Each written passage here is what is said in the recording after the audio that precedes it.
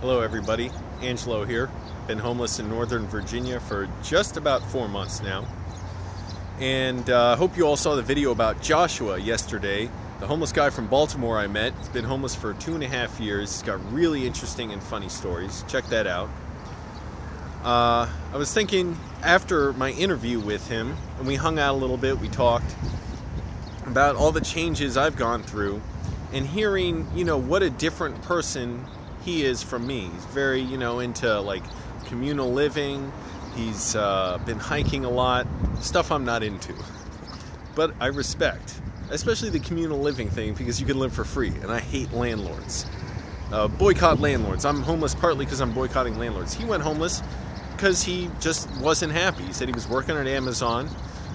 Pay your workers fairly, Jeff Bezos, and don't move your headquarters to Arlington. And he just wanted to go traveling.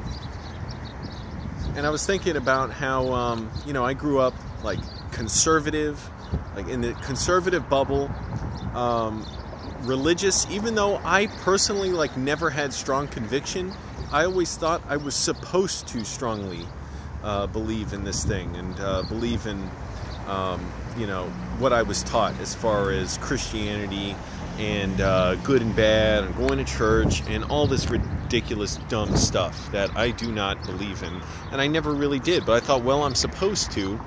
And by the way, that's kind of funny how if a God is so powerful, he can make the world and design all the rules for it. Sorry, I'm trying to get the shadow off my face. And yet, to one of his supposed believers, he can't even straighten out what that person, to somebody who's trying to believe earnestly, can't even give them straight information, or can't guide them to believe correctly what they're actually being taught. So to me, I just believe that, well, life is supposed to be miserable. God wants it to be miserable because that's what religion is. It's fundamentally, it's not fun, it's miserable. I was so bored in church. I was so bored in religion classes. I thought, well, I'm just supposed to suppress anything I enjoy and just submit to what adults tell me. And I think how different I've become since then, thinking, I'll be rich one day, I'll be working in video games, or eventually I came to think I'll be working in movies. Now that stayed constant. Although the type of stories I want to tell and how I approach filmmaking has changed a lot. I thought I'd work on commercials and just work my way up into being a director. And that totally went inverted when I started realizing, I should film my mom. She's funny. And try and find people who are just naturally funny.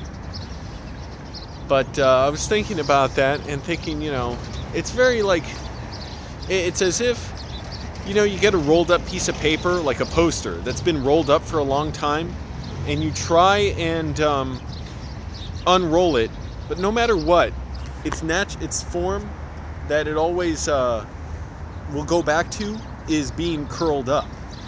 And sometimes I feel like that's how I feel about myself. No matter what, I have this muscle in me that I know what it's like to be those kind of people, to be, further than that, to just have to change everything that I am, but still know I have this musculature in me that my muscles will tense back up into if left unchecked. Not that I have strong desires to or anything. I have no desire to be conservative again, or religious at all, a Christian. Somebody sent me a Quran in the mail, by the way. Please stop trying to proselytize me. I am an atheist. All right, just respect it. I was thinking how much I've had to change everything about who I am, and thank goodness, and I'm glad I've taken, I can almost take for granted now, I've done all this work to change who I am, but I've become things I never thought I would be. Homeless, never thought I'd be homeless. Having been to therapists a lot, I never thought I'd go to therapists. TV taught me that therapists are for, other people, for different people. That's not for me. It's for somebody else. An atheist, very much towards the, sort of progressive part of politics, because that was all I mocked and made fun of when I was younger. And just how much I had to totally change who I was. And it was very painful for a long time. And there's still things like that as I grow and look back at stuff I've said or done a few months ago even, I'm shocked. Not that they're necessarily horrible, sometimes just ignorant. Or, and I don't even mean ignorant like to another person. Like I'll just say some, or like, you know, just unaware of history or something like that. And, you know, so when I say ignorant, I don't mean like I was necessarily being rude to another person, but I mean like just unaware of, especially America, white supremacy. And I'm like, oh my goodness, how could I say that? So I'm constantly still changing, and I don't always know. Like, that's why and I've learned a lot more. Just try and not say anything about stuff I don't necessarily know about, because I don't have any vested interest in trying to say something or prove something, especially if if I can't trust that I have the expertise on that topic. Total opposite of how I used to be. So I was a young, blowhard conservative who would rant openly at people, talk down to them, be rude. Not that I was super engaged with anybody or like, you know, constantly in political discussions really, but I would be rude, you know, mansplaining, and that's all, you know, all, like, just listen, you know, always a tendency to better listen, but not even so much that stuff. It's that I bought into white supremacy, not the capital W, like whites are a superior race, like a part of a group or something. I was revolted viscerally when I was young by seeing like one of those white supremacist websites like Daily Stormer or something. I was like, I felt a dirty taste in my mouth just looking at it, but I was a staunch conservative. So while I was revolted by the capital W white supremacists, I was very much a little w white supremacist, meaning conservative, meaning I was racist, not because I had animosity towards non-whites, but I bought into the white supremacist lies and myths that are used to cover up racism and atrocities in this country, and those ideas are what are used to uphold white supremacy and to lend legitimacy to brutal racist policies like police brutality, over-policing, the drug war, wars in other countries, sanctions on other countries, job discrimination, housing discrimination, you know, underfunding of education, overfunding of police, all kinds of stuff, up and down across the board. Feminism, I used to mock without ever having listened to a feminist. I listened to Rush Limbaugh. I could go on with examples, believe me, like, they keep coming up to me, and it's kind of amazing and shocking, and in a way a privilege, to be able to hear people like racists like Mark Levin now, or Laura Ingraham, or Tucker Carlson, or Sean Hannity, all except for Mark Levin. I didn't listen to him when I was younger, but all of whom, those other people, and Rush Limbaugh, getting over a cold, and hear them now and think, it's weird, like, hearing, like, knowing which part of me that would have resonated with 15 years ago. And now thinking, how abhorrent are these people? How can they possibly live with themselves? How can they enjoy peddling such hatred?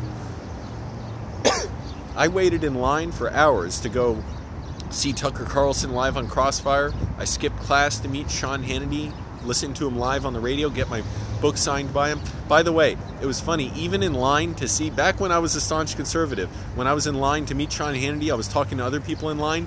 Even then, and I'm glad to say, at least back then, when I was a conservative and I talked to other conservatives, we started talking about Ann Coulter. None of us liked Ann Coulter.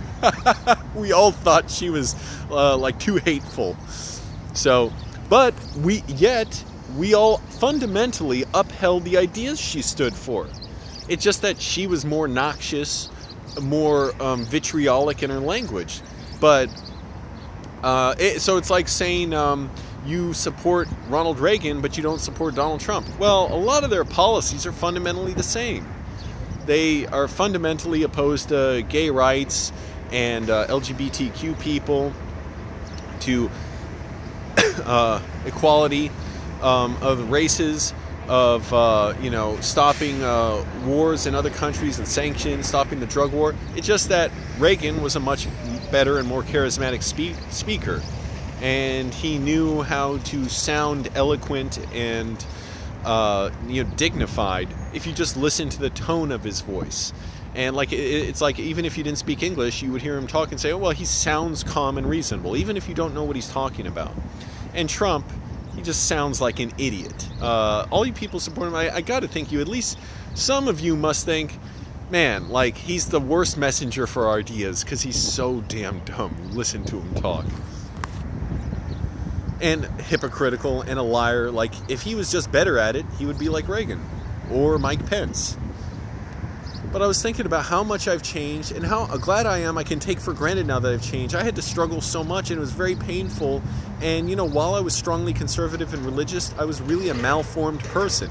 Now, I never say I'm a fully formed person because I'm always trying to develop and learn. But I was so embittered and just struggling to, relate to people, just to understand basic things. I was in the midst of really bad mental illness. I was deeply disturbed. I was so lonely, and I was just struggling to learn how to feel anything good while I held on to these horrible beliefs, and just struggling to figure out who I was at like 19, when I had never really any idea how to connect with another person before.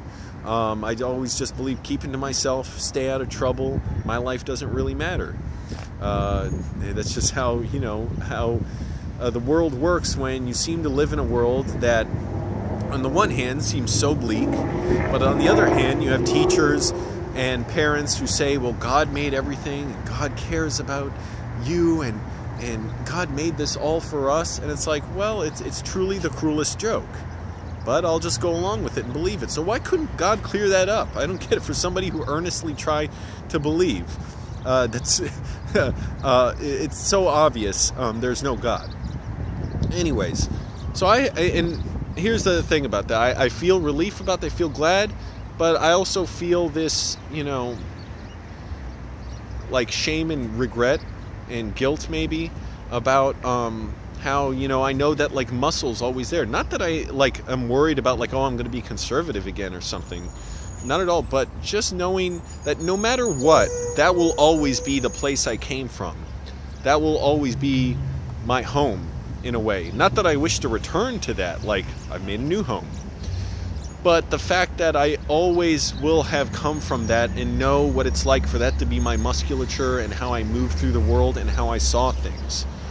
And I was just like, it always, sometimes, well, not always, but a lot of times makes me question, like, what really makes me any different now from that? I hope, I sincerely scrutinize myself and interrogate myself over all the beliefs I take for granted now and that I took for granted then, and that I don't take beliefs for granted. I always question and learn, because to me it's like when I hear that coming from myself, I'm still like, well, it's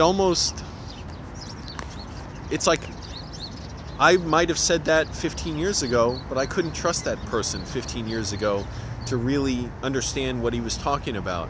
So anyway, it's just a trip. It's like just doubting myself. It's not like anything real, like, is happening right now, changing, whatever. Nothing like that. I am still very much an atheist, still very much on the progressive side of issues, even though I refuse to take a label. Like, I just say I'm on that side, but I refuse to ever say what I am or refuse to join a party.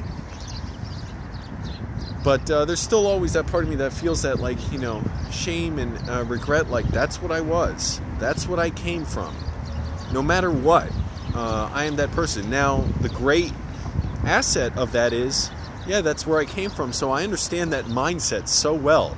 I know what those people hear when, they hear news stories about, say, whatever, police brutality or war in another country, or the drug war, or discrimination, or maltreatment of women, or sex workers, or whatever the case. So I know, it's like I know what that person would hear, and so I know better, like, what voice to narrate alongside that to say, here's why that's wrong. In a way, like, here's why your thought process is all messed up for that. So in a way, that's good. Like, I can enjoy being a motor mouth and running my mouth over people like that, and and, you know, counter exactly like what they're after. Like, yeah, I get it. People who support the border wall, not that I ever was particularly strong about this. Like, I never felt the sort of jingoism of love or leave America. Like, I never believed that. I never said that. Same with, so that I couldn't really understand. Or things like, I never felt totally strongly about, like, immigration, like, you know, you got to learn English when you're here. Even 15, I remember a conversation with a guy who spoke like 5 languages. He was saying you have to learn English. I was like, what's the pride about learning that? I mean, like, yeah, I thought it was good to, but what's the, like, you know, what's so righteous about learning English? And it's not like I could claim I learned a second language, although now I speak Spanish fairly well, but it's not like, you know, like, what's the special status about English? So I'm glad there were always these little questions in my mind that gave me room to sort of imagine and wonder, like, well, does this all really add up?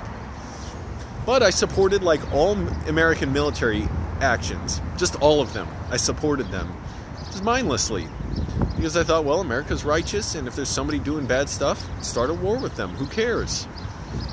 And now, of course, I can see, like, that is so ignorant, and I can't, you know, in a way I can't fault myself, because, like, I didn't know better. That's, you know, the job of people to educate others as well. But it also meant I deserved to hear that, you know, I was wrong and incorrect. And I did hear that a lot, and eventually I did learn a lot about that. But there's always part of me that wonders, you know, like, am I really different? Like, I mean, there's always a part of that that's shameful. And anyways, I was just thinking about that and just wondering, you know, how different can you really be? Although, like I said, I've had to change my whole life. And I forget I've done that sometimes. And then I'm reminded of it, like with that interview with Joshua yesterday. So again, check that out. That was a really fun interview. And I'm going to try and keep in touch with him, too. You know, I've had to rework everything. How I see things, how I take in everything, how I judge the world, judge myself, view the world. You know, I had to accept so many things, and I'm continually having to. By the way, it has not stopped at all. What's different is I have a lot more tools to do it now. But I can look back and see, like, I don't even, like, I understand, like, the, you know, the skeleton and the musculature of that person, but I could never be that person again. And it was just tough to deal with. I was feeling bad about it. Feel glad too, again, but, like, it was, a part of me always feels like that's just naturally what I developed into for quite a while. This white male chauvinist. Who believed in, you know, fundamentally in white supremacy. I was racist. And that stuff is always stuff, you know, I want to make sure I unlearn and understand. Because it's the culture. It's everything around you. When it casts, you know, a shadow over everything, you don't even notice it. Until, you know, it's like that those clouds or that curtain is pulled back. You just don't know. So it's constantly a process of learning and taking things in and understanding. And at least it gives me a lot more clarity to know, like, I don't have to know all the answers. I don't have to know everything. You know, there's a time and a place for me to just be. And I don't have to be like the guy I was, just boisterous and like a braggart about conservatism. And with that came everything else, the religious stuff. I truly did not know why I believed in that stuff. I just thought, well, you have to. It makes you a good person. And why is that good? Well, I don't know. That's what God says. That's it. That was my only explanation. So that's not much of a life that, you know, leads you into. So parents, try not to, like, expose your kids to that. Give them a choice. Give them a chance. So anyway, I was feeling conflicted. Just want to make a video about it and asking if other people have had to change their lives. Because there's a part of me that wishes I always, you know, was more understanding of other views and other experiences, like I'm trying to become now, like I'm striving to and always striving to, and like I have seen a lot in the last few years, I have been exposed to. Part of me that wishes I was always sensible enough to do that. But on the other hand, I don't wish to change anything, just for the fact that all the stuff that happened led to who I am now. And I wouldn't want to change that, because that's just, maybe something else would have altered my course that I couldn't predict. And so this is just the way it needed to happen. And not only that, I do have an insider's look at like what it's like to be a genuine conservative and religious. And so like I know how to like counter narrate all that stuff. Like I know how to jump in to speak against that, and I enjoy it. I wish it wasn't necessary. I wish we didn't live in a world like that. I feel like, you know, like what is it? How did I become that just so naturally? Is it genetic, or people predisposed to that? Does that mean like I'm like this, you know, like was just predisposed to be this ignorant person? And never free from ignorance. Just try and, you know, learn and then wait and take in information.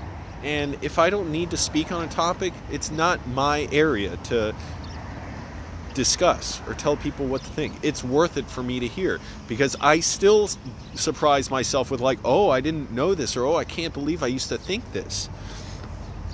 And so just keep it to yourself sometimes, especially people who talk about like people like Ben Shapiro, who and Mark Levin, who can jump at the opportunity, and Chris Plant, while I'm at it, and Eric Harley and Gary McNamara, all these conservative pundits who jump at the chance to mock intersectionality, feminism, atheists, women, abortion rights, immigrants, non-white people, all poor people. All kinds of stuff they just mock. Civil rights advocates, fundamentally. Okay, they cannot wait to mock. And I listen to it now, I'm like, how can a person live with themselves and enjoy doing that, just mocking someone else's humanity? I know how I did it when I was a teenager, but to do that now I would think that would, you know, it's like how could I do that and not look over my shoulder and think how terrible that would be to put that out there? And now that I'm an adult, like I can see things, and I've learned about experiences that I had no clue about when I was younger, about people whose viewpoints I totally mocked before.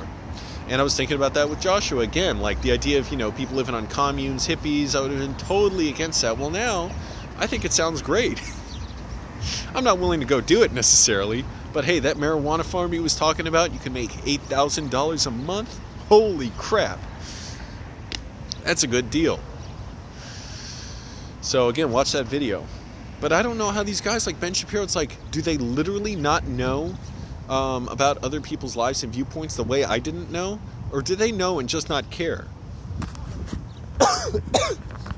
I can tell you, white supremacists like Eric Harley and Gary McNamara on Red Eye Radio, I'm not sure they really know, because they will bring up a story occasionally about, you know, people fighting for civil rights for black people, people fighting against racism, against police brutality, or transgender rights, and they just laugh it off and mock about it, and joke about it like it's all a silly joke. And the way they sound, it sounds like how I used to sound, where like I didn't even consider the humanity of these people. I didn't even think about it. I just thought, well, everybody has my experience of being a privileged white guy, so therefore, like anyone who talks about, you know, needing the rights or fighting for the rights, well, they're just crying oppression over nothing, and they're just causing needless trouble. Well, that was me upholding white supremacy, and now I can see these guys doing it too. So I know exactly how to jump in and get in their faces and tell them why they're wrong. And, you know, it's a trip, like I said, to become a different person, like I have. I can be glad about it, but also feel shame and regret for where I've come from and who I was, and strive to never be like that. And like I said, there's so much to learn. It's never ending. Like, and that's the exciting thing too, is like no matter what you learn or what you know, you're always just beginning. So don't think so highly of yourself. You know, drop yourself down a few pegs and see what other people go through, and amplify other people's voices too, if you have the chance. That's the difference. These loudmouths like Ben Shapiro and Mark Levin, they don't do so. They have no clue. Like Mark Levin was ranting about, like, why do they call it mass incarceration? Shouldn't they look at each court case individually? And I know, because I used to believe stuff like that, but I can tell him, have you never read about these cases? Because frequently when that term is brought up, mass incarceration, you can find individual examples of court cases that people will write about to exemplify how unfair and brutal and white supremacist the police and the judicial system still is. So what are you talking about? You've obviously never looked this up or given it a second's thought.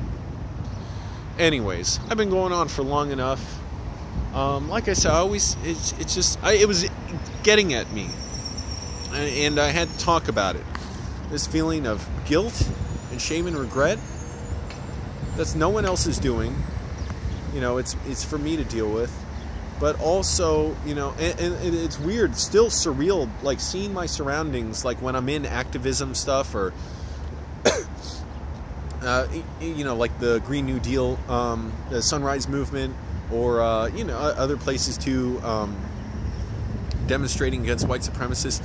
It's so weird to me. Like, I'm around people like I used to never think I'd be around, and you know, remembering just it's not like it's not like it's a temptation to be conservative and change my views, but just remember, like, no matter what, like, I've got to be mindful that, like, you know, I once had those beliefs, and now I'm you know, working to change that. And it's not like, you know, again, like it's a huge struggle in a way, like my beliefs. I am firmly, staunchly against those. I speak about it constantly. I tweet about it. Not that that's any great credit to me. Well, speak about it, sort of like when I speak about it, I mean, like I'll post stuff on Twitter. Sorry. Voice is gone. Or think about it really a lot, and then try and, you know, get involved in activism. I don't consider myself an activist. I consider myself a filmmaker. But, well, that means it's time to go. I can't even finish talking. But, like I said, I'm also glad, too. Like, for whatever I came from, it obviously needed to happen for me to get to where I am now. And, you know, activism's not all there is to life. Excuse me. But a lot of people don't have a life without it. And a lot of us wouldn't have lives without it. So, anyways, let me know what you think. If you've had to change things about yourself. Like I said, I still can't believe, like, just how much I've had to change everything about myself. And I'm glad I have. A lot of it was incredibly painful. And occasionally when I see people, like, struggling through something like similar to what I was, I can see, like, oh, I forgot, like, I've taken for granted that I'm not in the middle of that right now, and I don't have to deal with that kind of struggle that maybe this person's going through. And you know, can be glad for that for myself, and see that, hey, people, you know, so they need to be able to get through the things they're going through. And I'm not just talking about politics, I'm talking about, you know, mental health issues too, and, you know, grief and loss. Anyways, thanks for watching, everybody. Getting all choked up now. Subscribe for more videos.